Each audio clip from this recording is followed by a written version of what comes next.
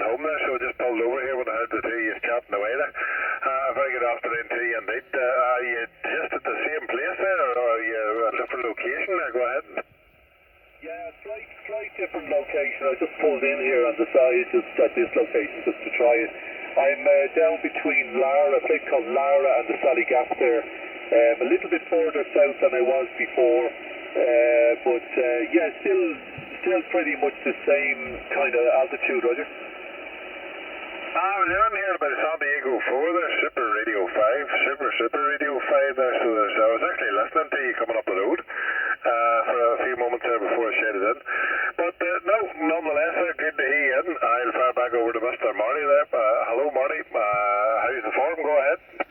Oh, good, Geoff, there. It's all good there. I was actually just thinking about taking a 3 there and going down there to 305 there. I was actually thinking of doing that just to see if you were about there, Roger. I'm never too far away. Well, to say that, I always take a wee flick up right here with a mobile up around the triple there, just in case somebody's knocking about there from far away type lands, but not at the moment.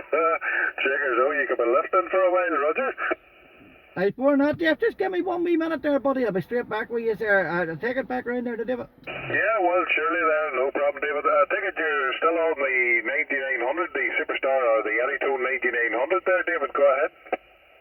Yeah, Roger. Yeah, I am indeed. Yeah, 9900 here, about 50 watts or 40 to 50 watts roughly, I think, looking at the meter. And yeah, the old modulator magnetic antenna, Roger. Funny, do you know something, the modulator, that actually threw away the boys there last week because we all had them back in the day, but for some unknown reason it just disappeared. It's like the DV27s, everybody had a DV27 or a couple of them lying in the corner of the shed, but now they're all sort of extinct. But somebody mentioned the other day, I can't mind who it was, that they're making them again. So I don't know what way that would work like, but it would near be for nostalgia reasons you would put it on there. We've been a bit rigid for my car there. I put the hole in the roof of the vehicle and put the Serial 5000 on that way because I was getting a lot of problems with my old Magmites. No matter what I was doing there, they were filling up with water, even the brand new ones. So I just got fed up, David, and drilled the hole. Go ahead. Roger, yeah. Extreme measures call for extreme actions, as they say, and all that good stuff. But yeah, very good. Yeah, this is an old antenna, all right. Now you can. I was looking online there, all right, and you definitely can buy them. You can buy them, all right.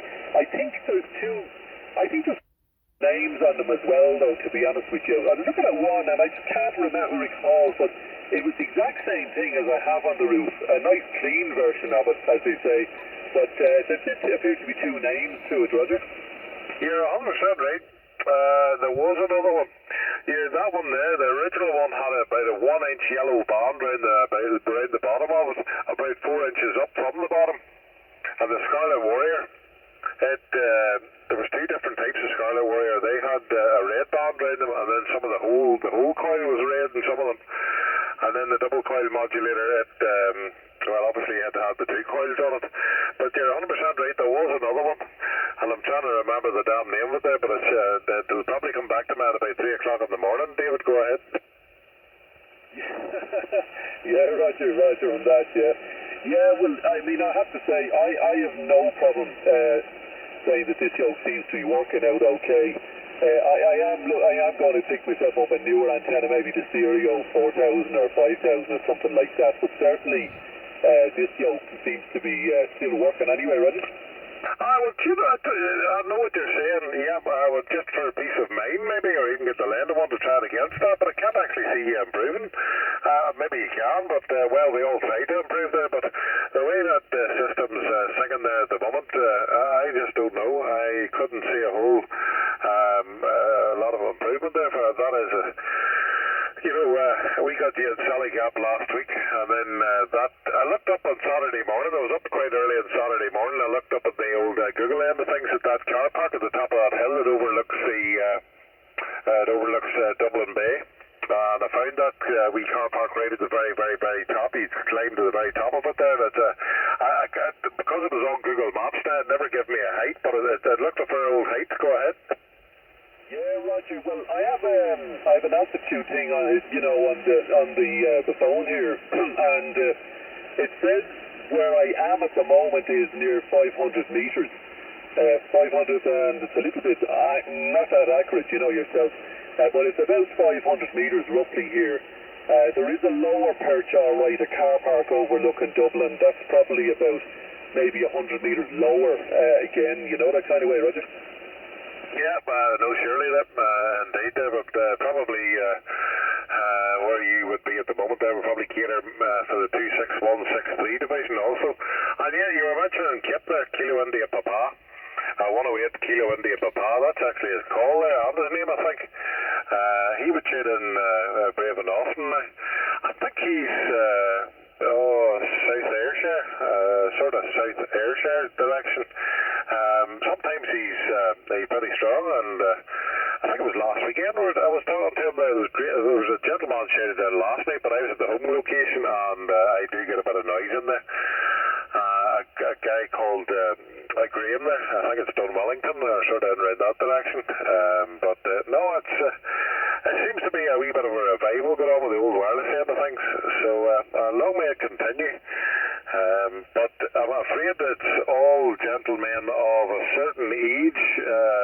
It's like the gentlemen that go out and buy the brand new motorcycle and the brand new leathers and all the rest of the stuff and all the latest fashions for the motorcycle, reliving their youth there. They're sort of, I'm not saying it's a midlife crisis for us boys, for we're far too level-headed for that end of things there, on the wireless end of things.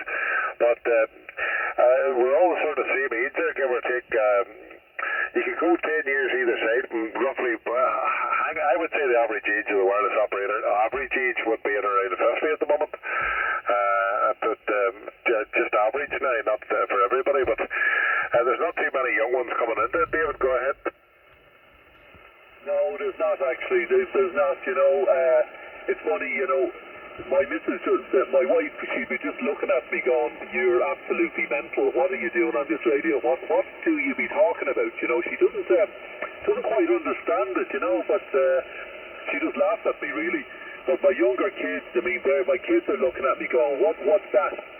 What is that thing in your car? And you'd be telling them about it, and they'd be looking at you going, is it a mobile phone? And you say, no, it's not a phone.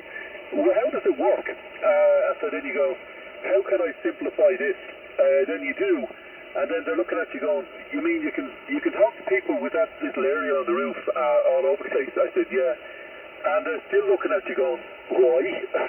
So it's a kind of it's hard to explain to people, Roger. Aye, why don't you just ring them? It's a lot easier. But I get the same from my wee lassie. She's 21 now.